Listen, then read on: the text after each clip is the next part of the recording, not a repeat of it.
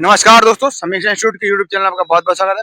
जैसा कि आप सभी देख पा रहे हैं कि हम मध्य प्रदेश लोक सेवा आयोग के मुख्यालय के बाहर खड़े हुए हैं और इस समय अभी इधर हिस्ट्री असिस्टेंट प्रोफेसर के इंटरव्यू चल रहे हैं।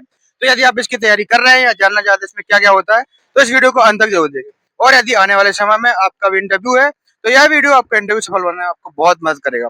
तो हमारे साथ एक सर जुड़ चुके हैं, जब अभी अपना इंटरव्यू देके आए। सर, आपका बहुत बहुत धन्यवाद अपना समय देने के लिए। Thank you sir. तो सर, हमारे व्यूअर्स को बताइए आपका नाम, आप कहाँ से हैं।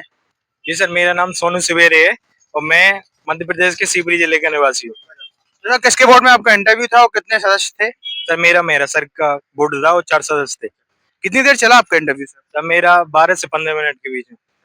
तो सर, जैसे कि आप इंटरव्यू रूम में एंटर किए गए, तो आपसे किस किस प्रकार के प्रश्न पूछे गए, थोड़ा क्रमबद्ध तरीके से बता सकते हैं। जी सर। सर, सबसे पहला क्वेश्चन था मेरे एमए के बारे में।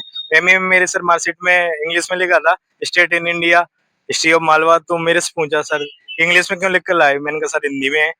सर, मेरी मार्कशीट पर ही है ऐसा कि अच्छा बताओ इंग्लिश में पढ़ाओगे हिंदी में। मैंने कहा सर हिंदी में पढ़ाएंगे। तो फिर इंदौर में क्या करते हो।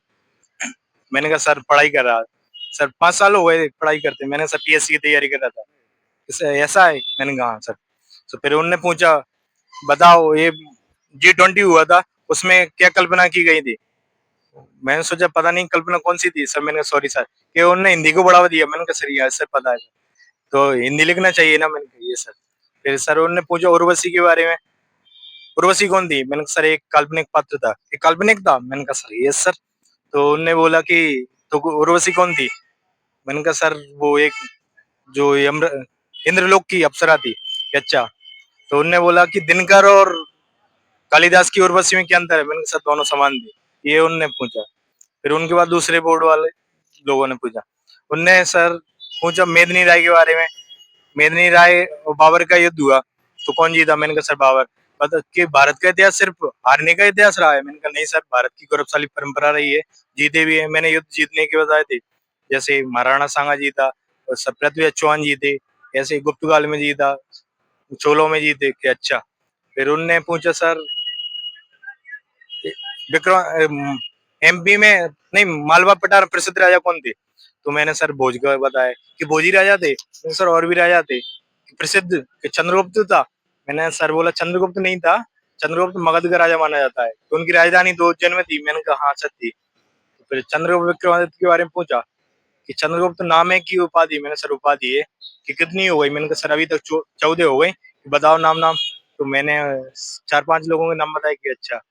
तो चंद्रगुप्त के बाद सर मेदिनी राय के बारे में पूछा। उसके बाद सर राणा सागा के बारे में पूछा और जौहर प्रताप के बारे में पूछा। सर जौहर प्रताप ठीक थी कि नहीं थी। मैंने सर इस समय तो ठीक गलत है, लेकिन उस समय जरूरत की समय परिस्थिति के हिसाब से ठीक थी।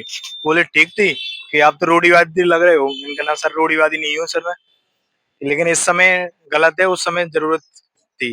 कि बोले ठीक है। फिर असहयोग आंदोलन के बारे में पूछा सर। असहयोग गांधी जी ने जो चोरा चोरी कांड के बाद असहयोग आंदोलन वापस ले लिया, वो सही थे। मैंने कहा ये सर वो सही थे, क्योंकि पूरी जनता अनियंत्रण भीड़ में न बदल जाए, इसलिए उन्होंने वापस ले लिया। तो उन्होंने बोला कि फिर मोतीलाल नेहरू और चित्रन दास इन्होंने तो विरोध किया। मैंने कहा ये सर विरोध किया था तो फिर वो गलत थे, ये सही। मैंने सर वो भी सही थे, लेकिन अपनी अपनी विचारधारा सोचने का तरीका है। तो ये बारे में पूछा। फिर सर सर विश्व इतिहास के बारे में नेपोलियन के बारे में पूछा।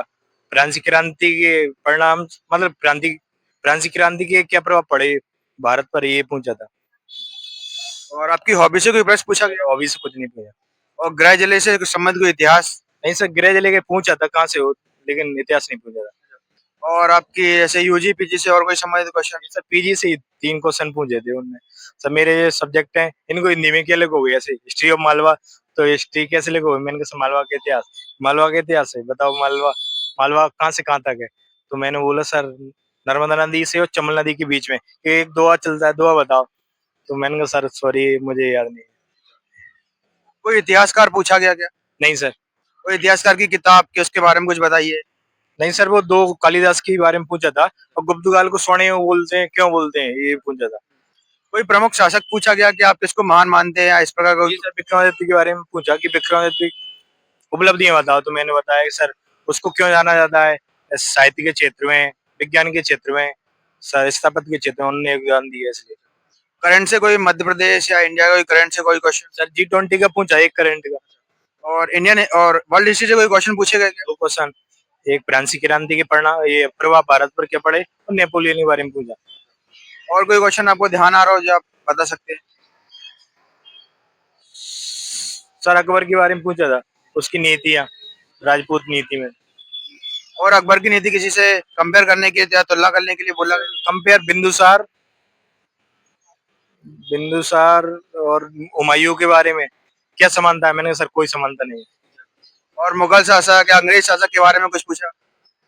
है। ये पूछा कि इतिहास सिर्फ मुर्दों को उखाड़ना ही है क्या, मैंने कहा नहीं ऐसा नहीं है सर, तो इतिहास क्यों पढ़ाना चाहिए, मैंने इतिहास पढ़ा बताया। तो सर आपका बहुत बहुत धन्यवाद हमें इतनी जानकारी के लिए। Thank you. Thank you sir.